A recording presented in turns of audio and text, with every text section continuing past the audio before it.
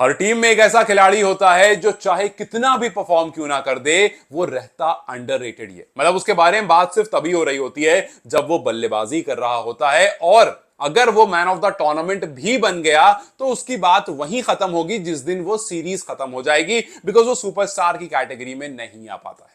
और team India में वो खिलाड़ी है केएल राहुल। लेकिन हाल फिलहाल में रवि शास्त्री ने उनके बारे में बात करते हुए कहा कि अगले 3-4 साल केएल राहुल के पास मौका है, क्योंकि फिलहाल वो अपनी प्राइम डेज पर चल रहे हैं और वो प्लेयर से सुपरस्टार बनने वाली कैटेगरी में बिल्कुल आ चुके हैं। रवि शास्त्री ने हाल फिलहाल में बात करते हुए कहा कि देखिए, दुनिया में जितने भी लोग हैं जो क्रिकेट देखते हैं, एक भी आदमी आपको ऐसा नहीं मिलेगा जिसने कभी भी केएल राहुल को लेकर के ये कहा हो कि भाई ये डिजर्विंग नहीं है या फिर इसके अंदर स्किल्स नहीं है।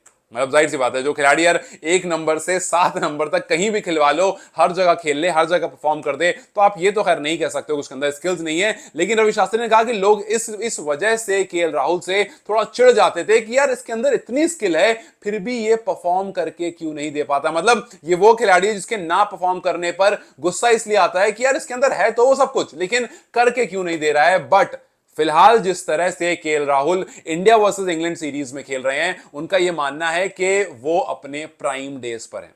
रवि शास्त्री ने कहा कि उन्होंने जिस तरह से फ्रंट फुट पर काम किया, जिस तरह से अपने स्टांस पर काम किया है, अपनी सारी गलतियों को उन्होंने खत्म कर दिया है, और ये वाला जो केएल राहुल है ये आगे आने वाले 3-4 साल में बहुत आगे जा सकता है अगर वो इस चीज को कंटिन्यू करके रखे। और वाकई ऐसा हो रहा है, क्योंकि अगर आप केएल राहुल के नंबर्स भी देखोगे तो अब तक उन्होंने जितनी भी सीरीज खेली है, जो बेस्ट सीरीज उनकी रही है, जो ऑस्ट्रेलिया वाली सीरीज रही थी 2017 वाली, उसको भी वो पीछे छोड़ने वाले सिर्फ 18 रन दूर हैं अपने ही बेस्ट एग्रीगेट को पीछे करने से। ऑस्ट्रेलिया 2017 में उन्होंने 7 इनिंग खेली थी जिसमें 393 रन बनाए थे और वहां उनका एवरेज था 65 का।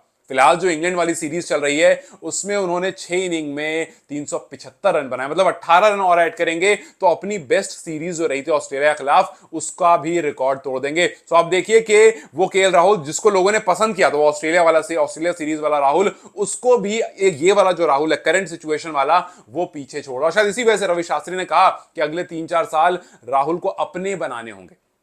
अगर वो हो गया, मतलब ये बहुत पॉसिबल है कि अगर आने वाले 3-4 साल में राहुल ने वो कारनामा कर दिया जो रवि शास्त्री एक्सपेक्ट कर रहे हैं या फिर जो केएल राहुल के फैन एक्सपेक्ट कर रहे हैं, तो वो प्लेयर से सुपरस्टार की कैटेगरी में चले जाएंगे। यस, पीआर का थोड़ा फैक्टर होता है, वो करना पड़ेगा उनको, लेकिन फिर भी जिस तरह की वो परफॉर्मेंस दे रहे हैं थोड़ा सा वो अंडररेटेड है। उनको थोड़ा सा काम उस चीज पर करना पड़ेगा ताकि लोग उनके बारे में बात करें, ताकि चर्चा उनके बारे में होनी शुरू हो। लेकिन जो उनके फैंस हैं वो भाई लगातार उनके बारे में बात करें, और जाहिर सी बात है जिस तरह की वो परफॉर्मेंस दे रहे हैं, आप देखो इस पर्टिकुलर टूर्नामेंट में उन्होंने 3 मैचेस खेले हैं, पहले में 42 किए थे, बड़ा अच्छा, बहुत अच्छी स्टार्ट दी थी, बट उसको कन्वर्ट नहीं कर पाए थे। लेकिन उसी मैच की दूसरी इनिंग में 137 करके गए, फिर दूसरे मैच में 2 रन पर आउट हो गए, बट अगली इनिंग में 55 किए, तीसरे मैच में उन्होंने शतक लगाया और फिर उसके बाद अगली इनिंग में 39 किया। सो हर मैच के एटलीस्ट एक इनिंग में 50+ स्कोर उनके पास है, इनफैक्ट 2 शतक उनके पास है, उनका एवरेज 62.5 का है। सो ये अभी जिस रन में वो चल रहे हैं, अगर इसको वो कंटिन्यू कर पाते हैं तो फिर आने वाले टाइम में केएल राहुल जो है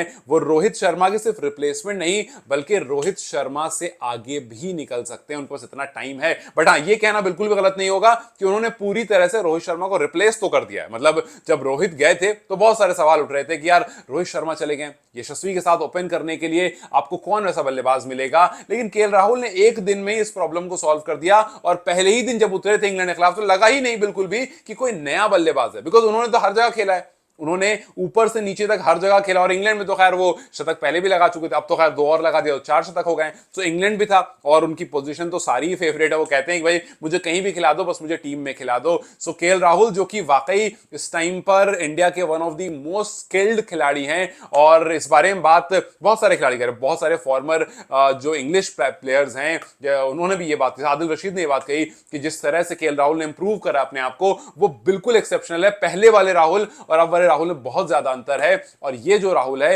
ये कुछ बहुत बड़ा कर सकता है।